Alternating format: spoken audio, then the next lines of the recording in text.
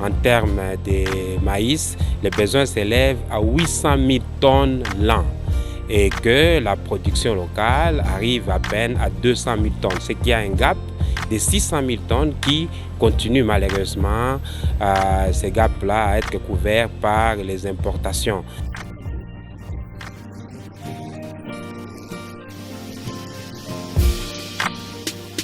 Vous savez, nous dépensons beaucoup par rapport à l'agriculture.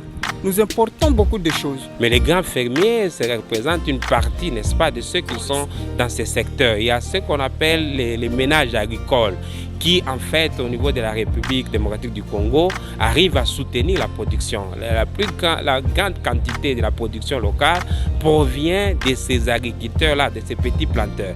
Donc ici, au-delà des fermiers qui ont été répertoriés, il faut aussi recenser les petits agriculteurs et quand il y a un appui, que cet appui puisse concerner les grands comme les petits. C'est à ce moment-là qu'on peut arriver, n'est-ce pas, à couvrir les besoins de la province en ce qui concerne la farine de maïs et éviter, n'est-ce pas, de perdre des devises dans l'importation des denrées alimentaires.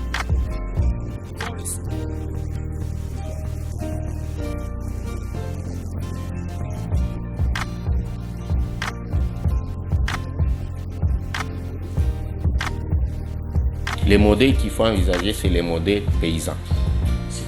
C'est-à-dire voilà, soutenir les petits agriculteurs. Parce que les modèles là des grands fermiers ne vont pas apporter les changements, ne vont pas apporter le développement.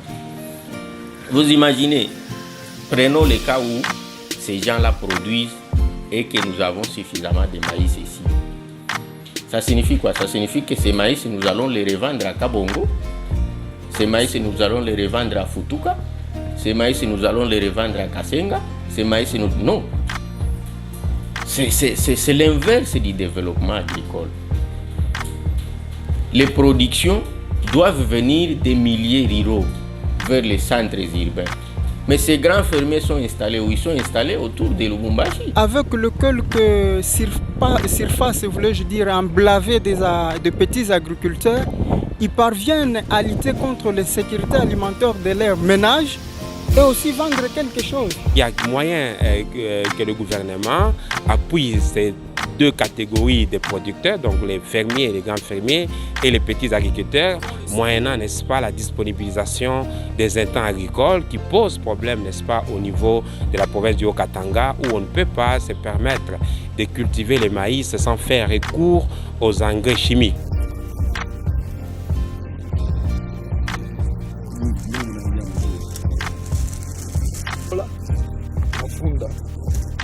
On n'a pas de semences améliorées, adaptées au changement climatique. Vous savez, on a même des semences qui résistent aux chenilles ravageurs. Il y a des semences, il y a les engrais qui sont difficiles. Quelqu'un peut s'aimer pour faire le premier dosage, le deuxième dosage afin de récolter. C'est pratiquement difficile. Donc si on veut produire suffisamment, il faut donc appuyer ces agriculteurs. Je ne dis pas ici, monsieur le journaliste, qu'il faut donner les intrants agricoles gratuitement. Non. Il y a moyen d'appliquer ce qui s'est fait dans d'autres pays, comme au Maroc. C'est le soutien aux agriculteurs par un crédit qui, après récolte, ces agriculteurs-là pourront rembourser.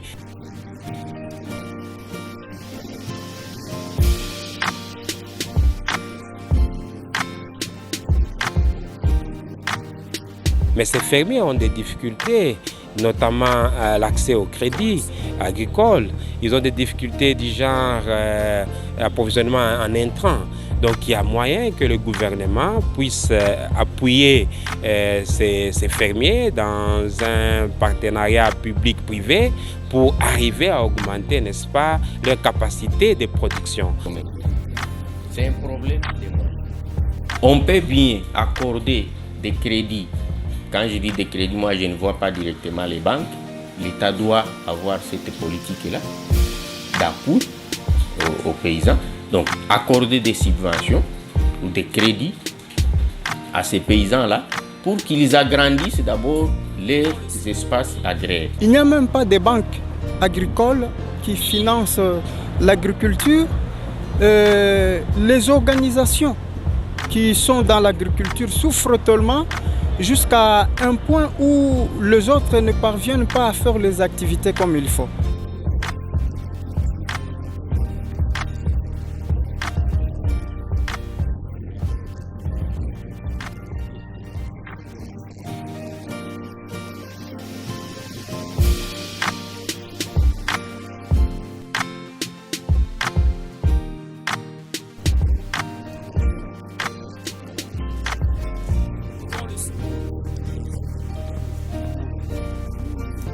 Par rapport à l'ancienne province du Katanga, c'est 15 millions d'hectares, monsieur le journaliste. Donc, c'est suffisant.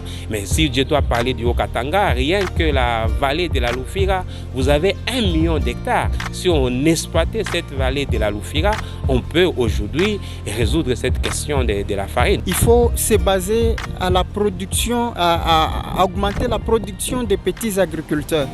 Parce que lorsque une famille, une autre, ainsi de suite, produisent une quantité suffisante pour sa famille et aussi vendre, là ça permettra même à la monnaie de se stabiliser.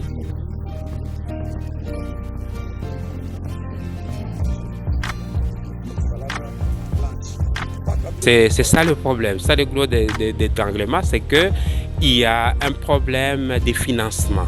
De toutes nos enquêtes, il ressort que les agriculteurs ont des problèmes pour accéder au crédit. Il y a certaines banques qui octroient les crédits, mais ce sont des crédits de type commercial. Parce qu'on ne peut pas donner à un agriculteur un crédit aujourd'hui et espérer que ce dernier commence à rembourser un mois après. Il faut envisager plutôt l'appui et l'accompagnement des paysans. Alors, comment cet appui? Voilà, l'appui là doit se faire sur différents niveaux. D'abord, les paysans, ce qui les limite aujourd'hui, ce sont les routes. Les paix qu'ils produisent jusqu'à aujourd'hui, ils ne savent pas les acheminer dans les centres urbains pour les revendre.